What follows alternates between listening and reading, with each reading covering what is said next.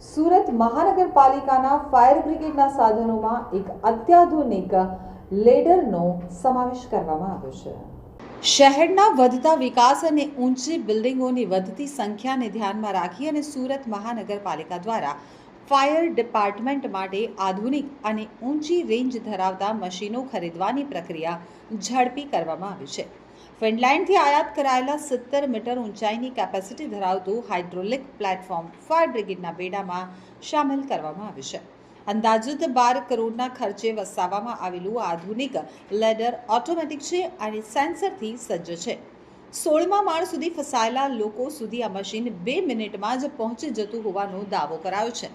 તો સુરત શહેરમાં હાઈ-રાઇઝ બિલ્ડિંગોની સંખ્યામાં સતત વધારો થઈ રહ્યો છે, પરંતુ તેની સાથે આગ લાગવાની ઘટનાઓ પણ વધુ નોંધાઈ રહી છે. તો હાઈ-રાઇઝ બિલ્ડિંગમાં આગ લાગવાની ઘટનાઓ ફાયર વિભાગ માટે મોટી ચિંતાનો વિષય બની છે. લોકોનો રેસ્ક્યુ અને આગ ઉપર કાબૂ મેળવવાનું કાર્ય એક સાથે કરવું ફાયર વિભાગ માટે મોટો પડકારરૂપ પરિસ્થિતિ પેદા કરે છે.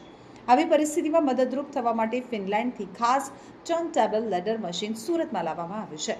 આ મશીનના માધ્યમથી ફાયર વિભાગ માત્ર 2 મિનિટમાં હાઇડ્રોલિક લેડર દ્વારા 16 માળ સુધી પહોંચી શકે છે. તે જગ્યા ઉપરથી લોકોને રેસ્ક્યુ કરી અને સરળતાથી નીચે લાવી શકાય છે. આ મશીન સંપૂર્ણ રીતે ઓટોમેટિક છે અને કમાન્ડ આપ્યા પછી તે પોતે કાર્ય કરવાનું શરૂ કરે છે. મશીનનો ઉપયોગ કરવાથી અધિકારીઓનો સમય બચી શકે છે.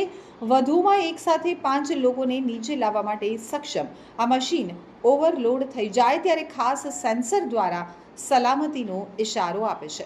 ફાયર વિભાગના અધિકારી રમેશભાઈ સેલરે જણાવ્યું હતું કે આ મશીન ફિનલેન્ડથી આયાત કરવામાં આવી છે.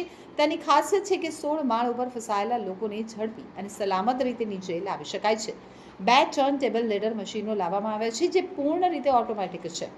અગાઉના મશીનો મેન્યુઅલ હતા, જેનાથી સમય વધુ લાગતો હતો. આ મશીનમાં લિફ્ટ જેવી વ્યવસ્થા છે. મશીન સ્થિર થવા માટે 2 થી 3 મિનિટનો સમય લાગે છે. ત્યારબાદ 16 માળ સુધી પહોંચી લોકોનું રેસ્ક્યુ કરી અને તેમને નીચે લાવી તેમજ તરત જ પાછું ઉપર જઈ શકાય છે. આ મશીન બનાવનાર કંપનીના અધિકારીઓ ફાયર વિભાગના કર્મચારીઓને ખાસ તાલીમ આપશે, જેથી મશીનનો ઉપયોગ વધુ અસરકારક રીતે કરી શકાય. મશીનના આગમન સાથે સુરત શહેરના ફાયર વિભાગને હાઈ-રાઇઝ બિલ્ડિંગમાં આગથી થતા જોખમો સામે વધુ સજ્જ બનાવવામાં આવ્યું છે.